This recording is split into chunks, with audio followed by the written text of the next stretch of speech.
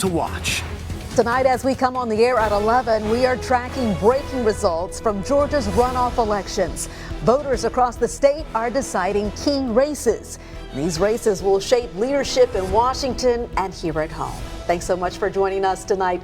I'm Shannon Royster. And I'm Greg Coy. We're going to begin with Georgia's Republican primary for governor. Rick Jackson is a projected winner, beating President Donald Trump, Governor Brian Kemp's endorsed candidate, Lieutenant Governor Burt Jones.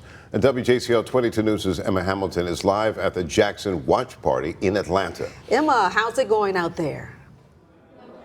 Well, Shannon and Greg, supporters are starting to trickle out here, but after Rick Jackson declared victory tonight, he told supporters and reporters that he is ready, more than ready, to take on Keisha Lance Bottoms this November. This room was packed to the brim with Jackson's supporters hugging and holding signs, excited to celebrate his victory. Jackson says that he is ready to get back on the campaign trail and that this win is not for him but for the people of Georgia.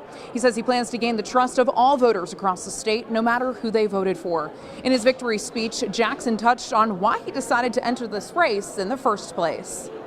This fight is personal to me.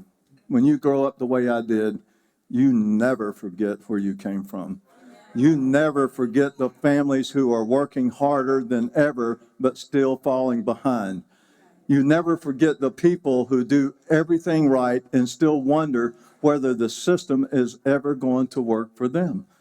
Keisha Lance Bottoms did worse than forget. Her actions and inactions made things worse and made the lives of working families harder. I know what it means to struggle. I cannot look away from the people who are fighting those same battles today. I'm running for the young families struggling to make ends meet, wondering how they'll pay the rent, afford groceries, just keep the lights on, and still build a better future for their children. I'm running for the working mom who gets up before the sun, works all day, comes home, and gives everything she has left to her family. Jackson went on to thank his campaign staff and family for their hard work leading up to this night and said, quote, "It is time to get to work." Jackson's biggest campaign promise is making Georgia the most affordable place to live and the best place to raise a family.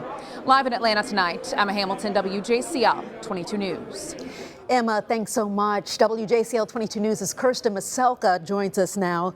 She is at the Burt Jones campaign watch party in Jackson, Georgia. Kirsten.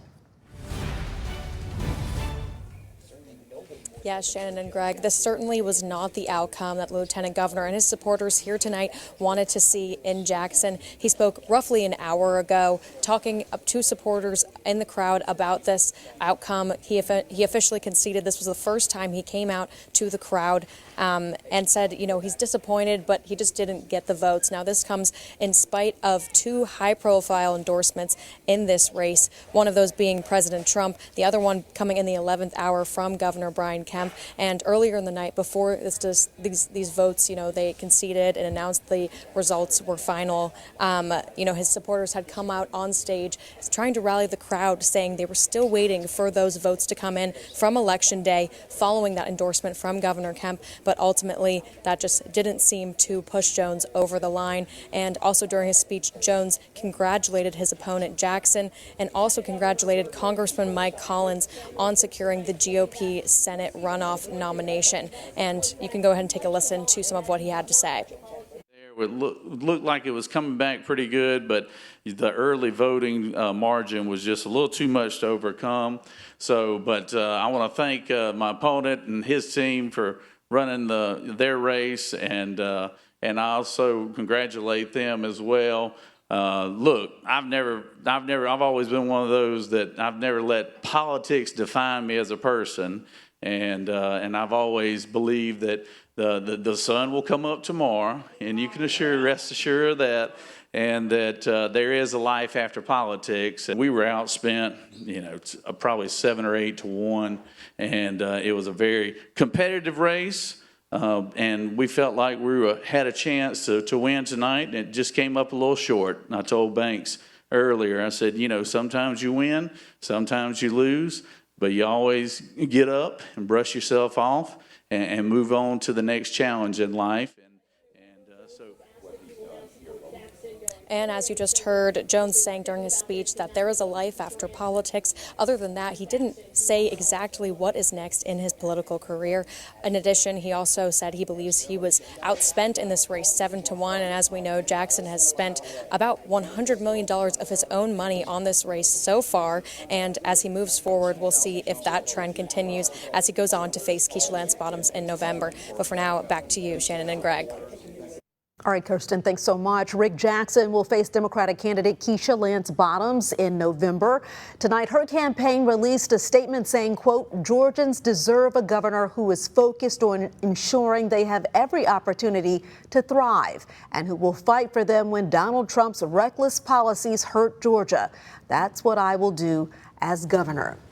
Well, next, another highly contested GOP election, the race for the U.S. Senate. And Mike Collins is the projected winner over fellow Republican Derek Dooley.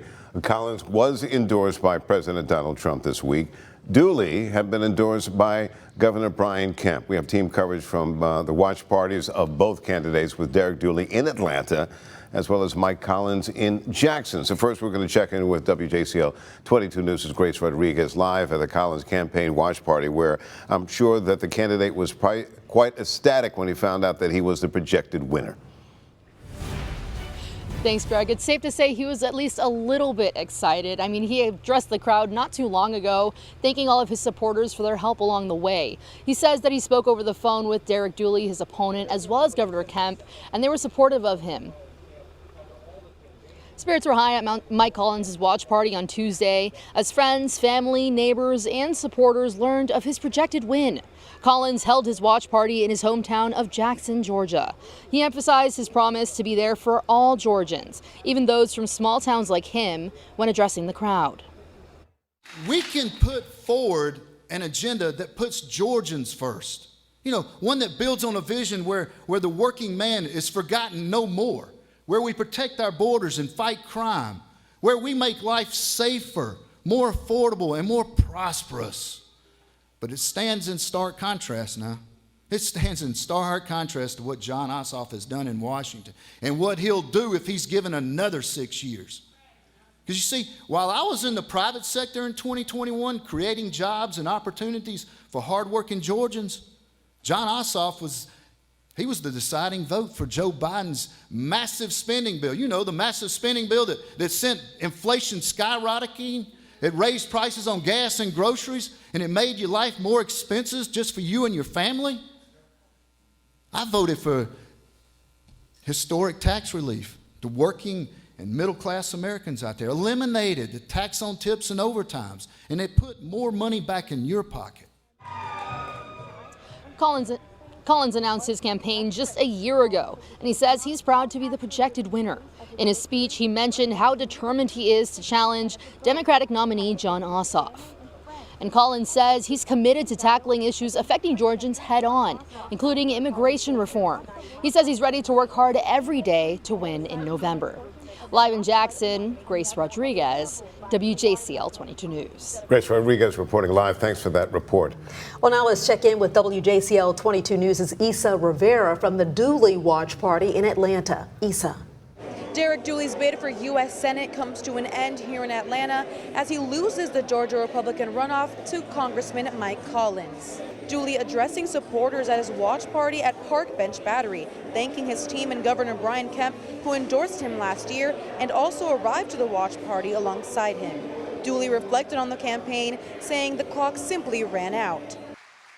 I can't tell you the honor it's been, and I just want you to think about what they did. They stuck their neck out for a guy who's never been in politics back in August, and then went out and we went 90 stops on the road together, 90. This is the governor and the first lady working their off to help us get this Senate seat back. And this is what's so inspirational to me about them. They did this for one reason, because deep down in their heart, they thought it was the best thing for the state. And that's what leadership looks like. The same thing that they did back in 2020 when they opened COVID up, They weren't thinking about their political career. They weren't thinking about how's this going to look on the polls. None of that crap. They did it because they believed it was the right thing to do for the people of Georgia. And that's the kind of leadership we need, and we need to be inspired by it, and we need more of it up in Washington, D.C.